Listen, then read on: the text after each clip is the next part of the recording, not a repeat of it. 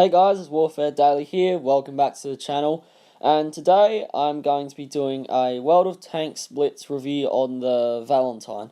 Now, the Valentine is a tier 4 British light tank, and I just want to start out by saying that it's not a light tank at all, so it's more of a heavy tank actually, as you'll see, has really heavy armor, or just thick armor. So I'm not really sure why they class it as a light tank. Either way, it's at least definitely a medium tank. But, I mean, straight up, you can also see that it's not, like, that fast either, which kind of proves my point. So, yeah, I would say it's a heavy tank.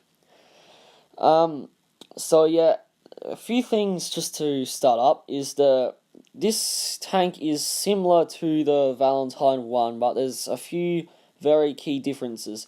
Now, when you first get this tank, it is pretty much just a Valentine 1. It has that shitty piss weak gun. Well, I mean, it's not, like, terrible, but it's not a great gun. Can't really penetrate much armor. So you start off with that gun, but what you really want is the gun that I have, the best one, and honestly can't remember what it was called because I haven't looked at the modifications for this tank in ages, but it's basically the best one, the one that does around like 80 damage and has the most penetration. I'm sure you guys will know what I'm talking about. That's the gun you want, and that's the gun that sets this tank apart from the Valentine 1. Because while the Valentine 1 struggles with penetration, this tank here easily has no problem. And, I mean, I even had to deal with the Valentine 1, and he had no chance. I could easily kill him, and he couldn't really do anything to me. So, yeah, that's just one thing I want to clarify, just quickly.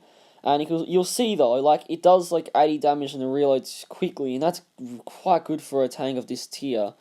And while able to, as I said, get through the thickest tanks, or the strongest tanks, I mean. So, because of that reason, I don't really bother carrying APCR. You guys still can, though. Now, I don't have any, provisions equipped on this tank, so, because I don't really use it anymore now that I have, like, the Firefly and stuff, but that all helps with the speed, and that's probably the, biggest flaw, I guess, with this tank. It is kind of slow. Its maneuverability is fine. It turns quite quickly. Its reverse speed is actually really good, but it has and it accelerates fast as well. It just has a pretty slow top speed of around, I think 24 kilometers on flat. So yeah, it's not really the fastest tank. But yeah, it's still alright nonetheless. I mean, you can get to places. And the armor, now, tier 5 tanks will get 3 armor, but tier 4 and tier 3 will really struggle. Some of the tanks to be careful that will get 3 armor quite easily is things like the Hetzer, obviously, you know, like the KV-1 and the T-34 at tier 5. Few of the the American tank destroyers at tier 4, I think, can get through. And also, the gun is quite accurate as well, and also, I'm not sure what its aim time is, but it seems decent enough. On this next battle, I'm actually on the same map, because this was another decent battle, so I hope you guys are okay with that. But it does quite well on, I guess you could say, not really open maps, more terrain maps with like hills and stuff you can hide around, because although it does have good armor, if you don't angle and, you know, hide your hull, they still will get through sometimes. So yeah, you just gotta go hull down, which is what I'm doing here. Definitely helps. But even when you're not hull down, I mean, I had a battle before. Fortunately I can't show it in this video because for some reason my screen recorder didn't record. I'm pretty damn sure I pressed record, but I'm not sure. But I was literally getting fired upon by the entire enemy team at point blank range because the rest of our team got wrecked. So pretty much the entire enemy team was firing at me point blank range, and it took them like so long to kill me because of my armor. Like, only really someone who was behind me was able to get through. But despite this, you still got to be a bit careful with the armor and not get too cocky with it. And that's just going back to the comparison with the Valentine 1. Really, the better gun on this one's really the only thing.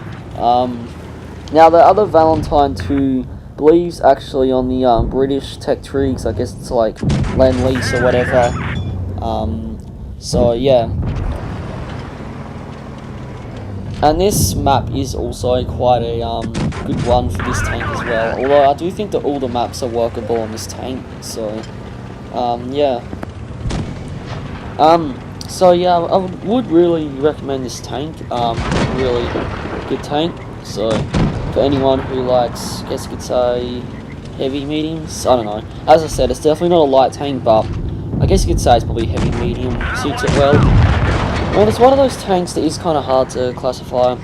Because although I was before, like early in the video, I was pretty set with it being heavy, just because of its traverse speed and acceleration time. I would definitely say it's could be a medium tank too.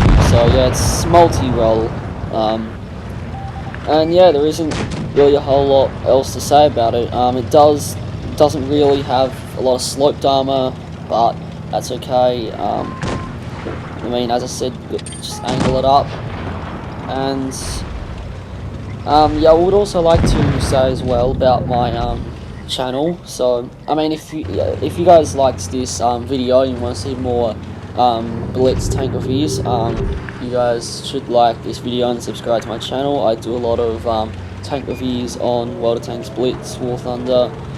So yeah, just any kind of I mean, at the moment I'm also doing a few other games as well, so yeah, you should definitely check out my other videos. I recently did the I think it was the T54 for Blitz, and if anyone wants to find me on this game, I'm on the Asian server.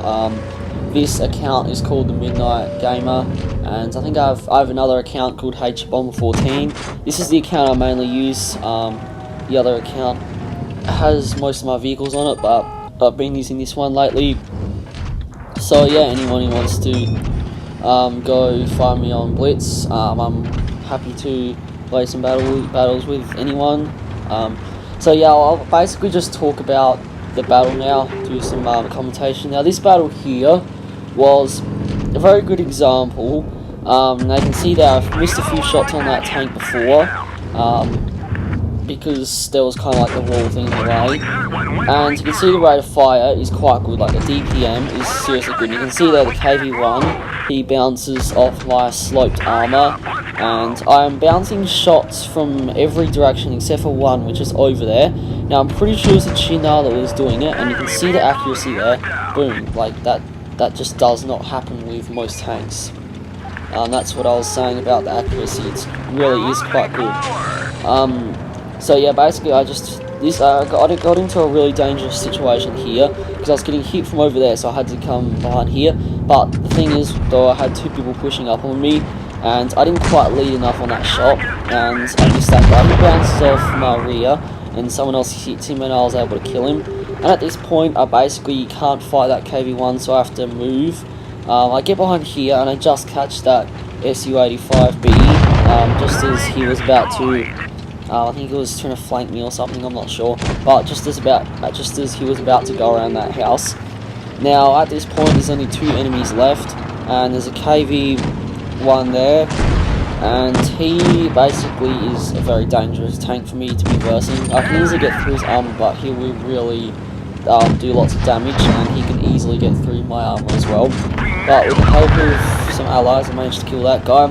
And you can see that's just a good example of how this tank can also be a bit of a medium tank as well as also seeing that it has very good armor. And that basically at this point there's just one camper on the enemy team left, so you know, we basically all just hunt down that guy. Now I do also apologise. I think it was the first video battle, sorry, it could have been this one as well, that I didn't have any audio from the game.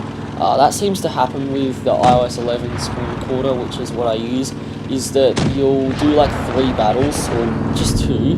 One of the battles will record your background sound, and then the other one won't. Not sure why it happens, it's just something that happens. So yeah, I apologise for that. Anyway, we killed the last guy, and the battle is now over, and overall thoughts on the Valentine 1 is that, as I said before, it's an extremely good tank. You guys should definitely get it. So yeah, this has been Warfare Daily, and I'll see you guys in the next video. Don't forget to subscribe if you enjoyed this and want more reviews, and I'll see you guys later.